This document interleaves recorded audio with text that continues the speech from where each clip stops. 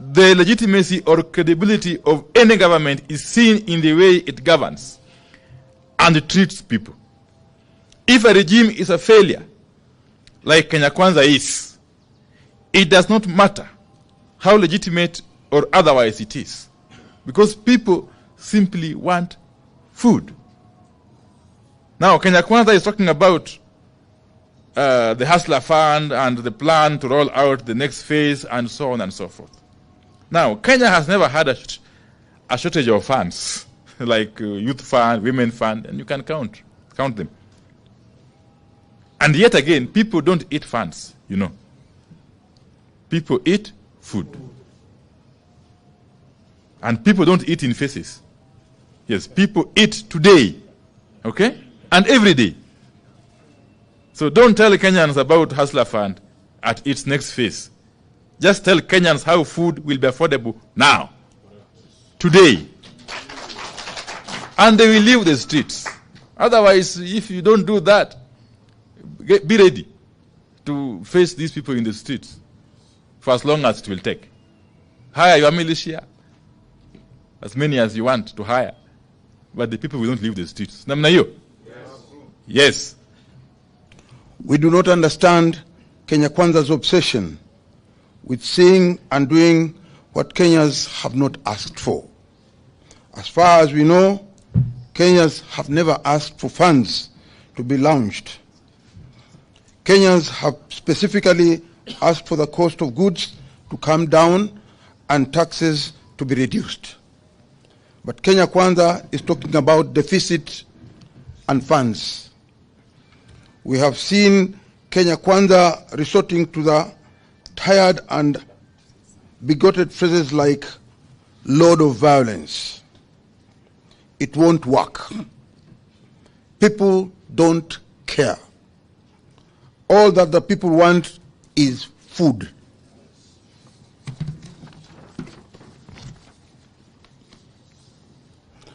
And decent standard of living.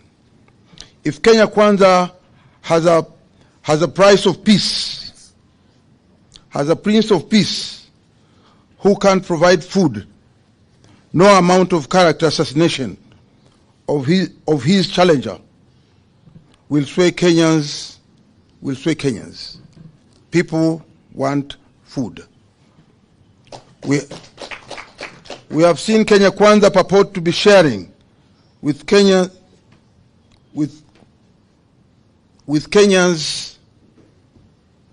the Right Honorable Raila Odinga's political history. How ridiculous can they get? We now challenge the same members of parliament to share with us the political history of William Ruto and Rigathi Gachagua from 1990 to date.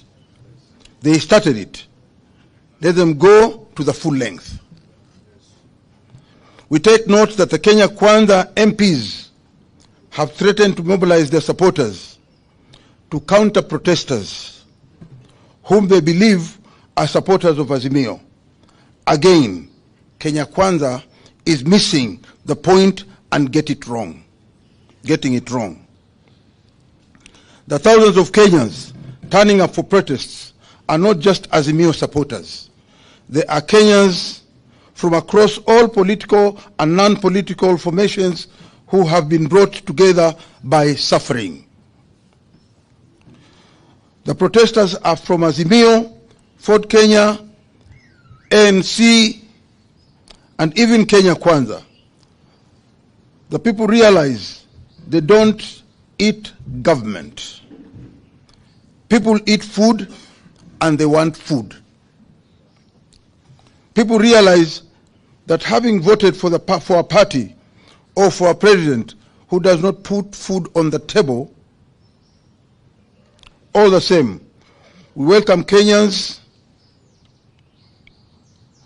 I will repeat that.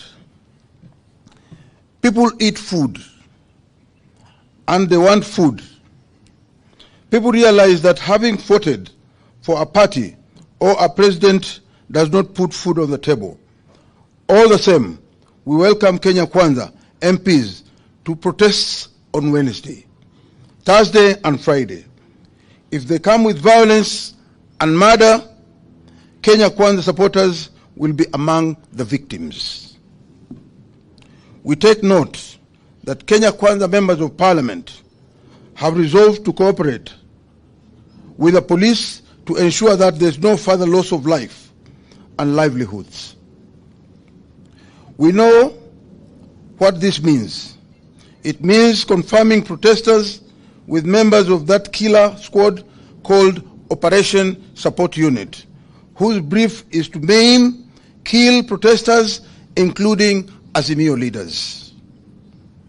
In this regard, we take great exceptions to the continued threats to life of our leader, the Right Honorable Raila Amolo Odinga, as propagated by senior leaders of the Kenya Kwanza regime. There will be a price to pay for those threats.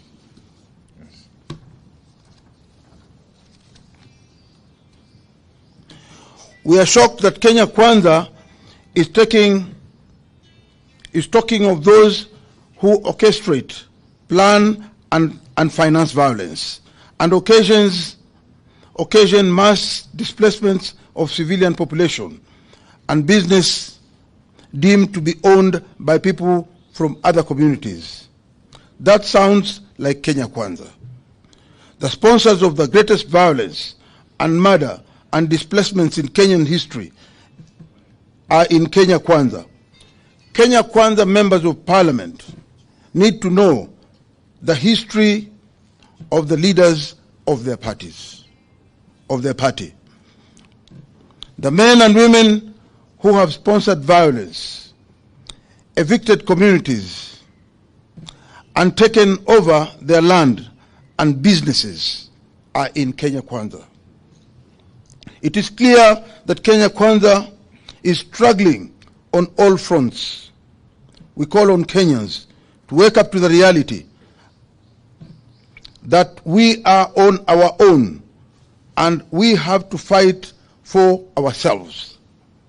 In this regard, we acknowledge motorists for their participation in the last protests and encourage them to continue staying off the road on Wednesday, Thursday, and Friday in solidarity with all the Kenyans. Let's meet on Wednesday, Thursday, and Friday.